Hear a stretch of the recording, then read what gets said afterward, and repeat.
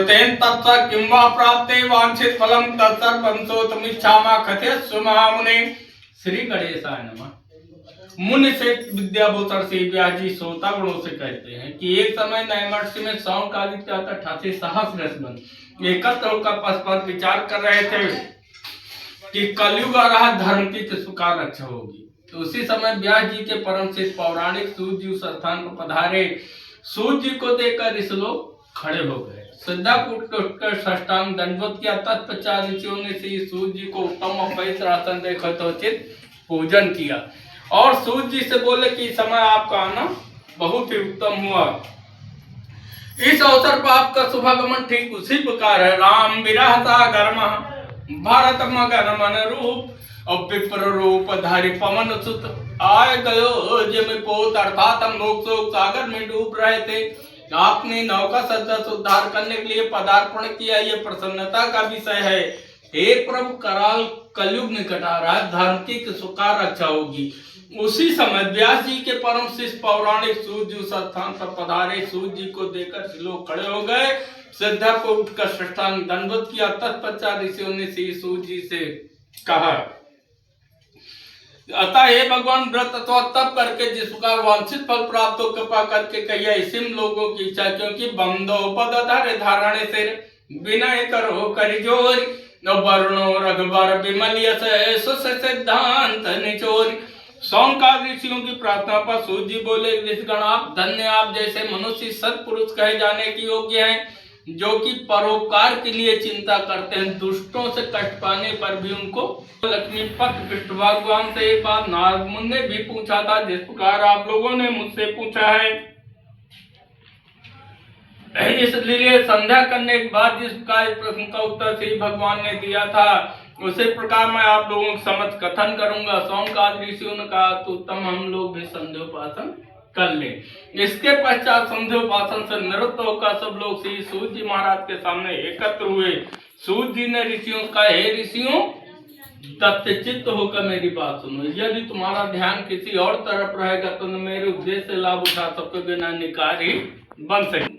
हे ऋषियों, एक समय नारद मुनि परोपकार की इच्छा से नाना लोकों में भ्रमण करके मृत लोक में नारद ने देखा कि जितने मनुष्य सत्य सब अनेक प्रकार के दुख से दुखित हैं, भांत भांत की ओर में जम लेकर पाप कर्म को भोग रहे हैं।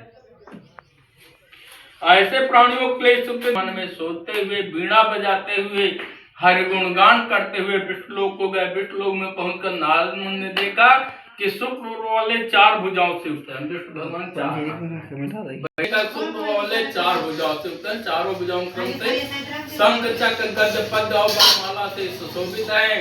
ऐसे देव के देव भगवान नारायण की स्तुति करते कहते, हे भगवान, आपको साष्टांग दंडवत, आप वाणी और मन से परे हैं, आपको प्रणाम, आपके नेक रूप, आपकी शक्ति अनंत है। आप आदि मध्य अंत से रहित, आप निर्गुण, तीनों गुणों सत्य रज तम की आत्मा है।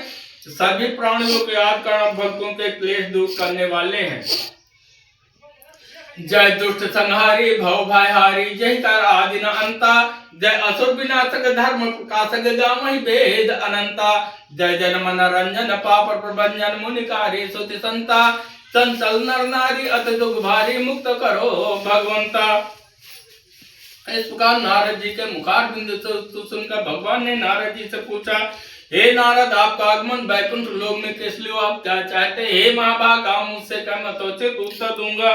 तब नारद जी बोले कि हे भगवान, मैं मृत लोक से समय आ रहा हूँ, वहां जितने मनुष्य सबके सब अनेक प्रकार के दुख से दुखित हैं, भांत भांत की ओर में जमले का पाप कर्म को भोग रहे हैं।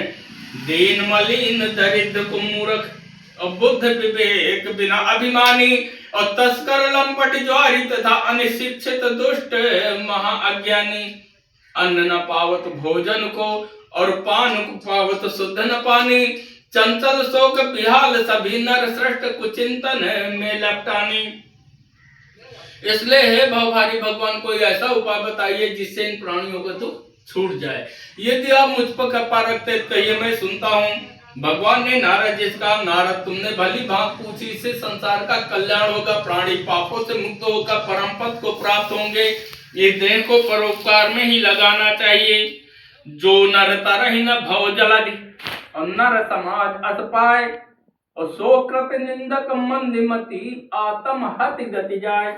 और श्रोता वक्ता ज्ञान निधि कथा राम के गुण, और किम समझे ये जीव जड़ कलमित ग्रसित है विमूढ़। अतः ये नारद एक छोटा सा उपाय मैं आपसे कह रहा हूँ, ध्यान से सुनो, इसी से मानव का कलयुग में कल्याण होगा। हे नारद, तुम्हारे स्नेह से मैं कह रहा हूँ, कलयुग लेकर ऐसा उत्तम व्रत है जो कि महापूर्ण को प्रदान करने वाला, धन धान्य को बढ़ाने वाला, सौभाग्य संतोष सवद विजय प्राप्त करने वाला वो व्रत है सत्यनारायण विष्णु भगवान का व्रत और पूजन। जो मनुष्य व्रत को धारण करता है दुख से छूटकर मोक्ष को प्राप्त करता है। सत्य कथा दुख शोक को दूर करे दे चैन। हे नारद, कल